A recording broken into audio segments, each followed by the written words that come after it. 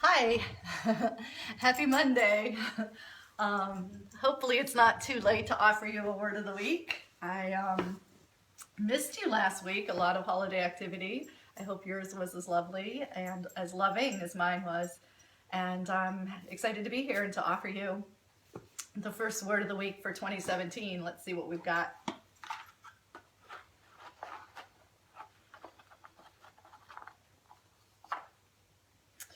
And the word of this week is nourish.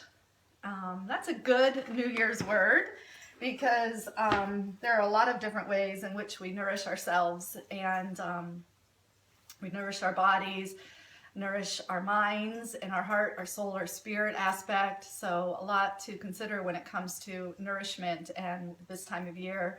So many of us making goals, aspirations, intentions for the new year.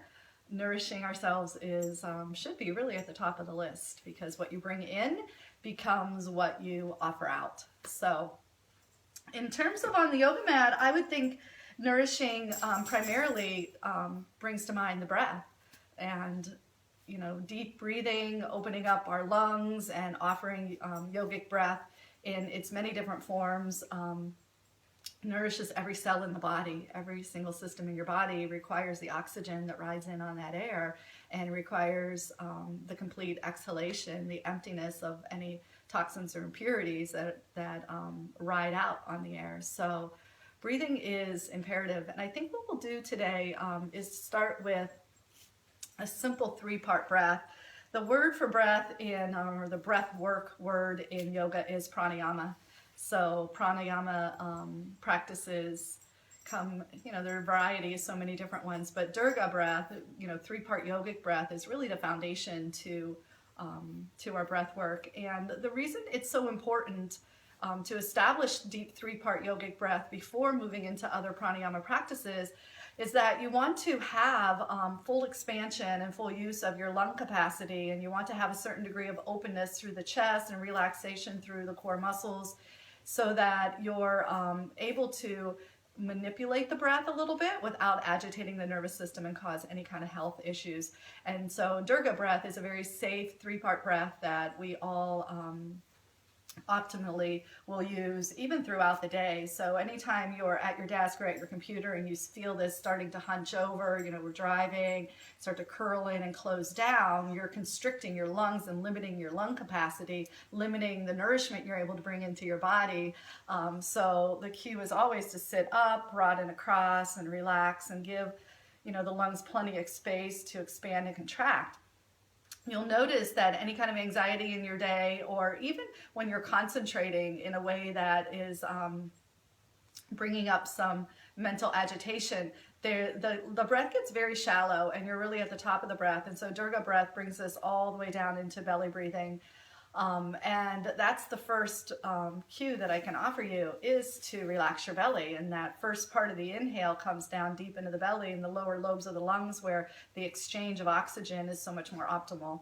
So the three-part inhale is belly and then ribs. And you'll feel how your ribs are able to flare out and soften back in. So the second part of the inhale expands you side through the ribs. And the third part of the inhale lifts the sternum. And not the shoulders, not inhale up to ears, but shoulder inhale wide, slight lift of the sternum, just maximize the space at the top of the lungs.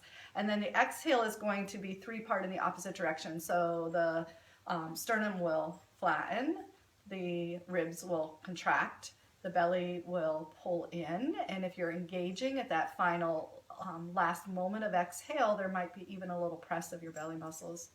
And so inhale will go belly, ribs, chest, sternum, and the exhale, chest, sternum, ribs in, and then belly all the way in. So I'm going to rest my hands here and close my eyes, and I'll breathe three-part Durga breath with you for a few cycles. And let's see how that feels. Let's see what happens with just a few moments of that practice. Inhale and sigh out the mouth. Relax your belly and then fill. Inhale, belly, ribs, chest, and exhale, chest, ribs, belly. Inhale, belly, ribs, chest, and exhale, chest, ribs, belly. Go ahead and continue that. Your count might be a little bit different than mine.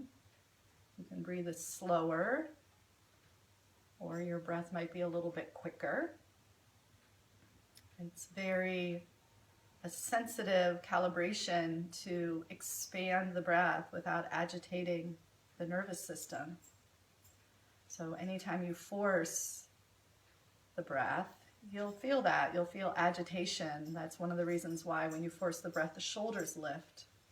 The nervous system gets a little agitated, the shoulders will lift.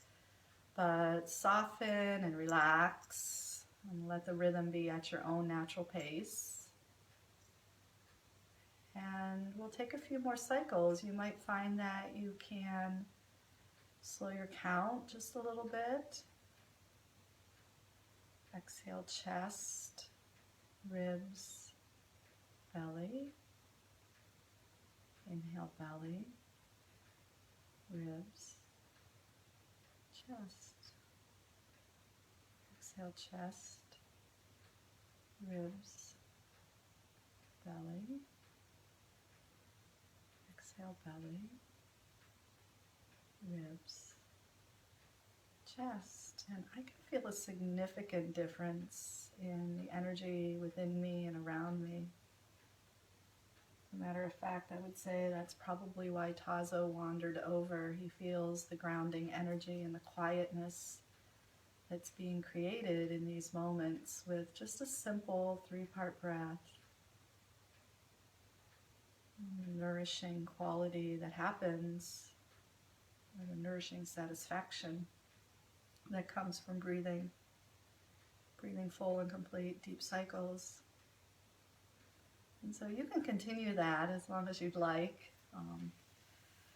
I'll just say that as you consider your nourishing habits or your habits for the new year and consider the word of the week, nourish, you might think about what you watch on TV, how much Facebook you interact with, what you read, in addition to what you eat, like all of these different ways we bring information and energy into our system is all really important and worthy of our careful consideration and intentional, planful, mindful participation. So nourish yourself in all ways, body, mind, and spirit, and have a great week.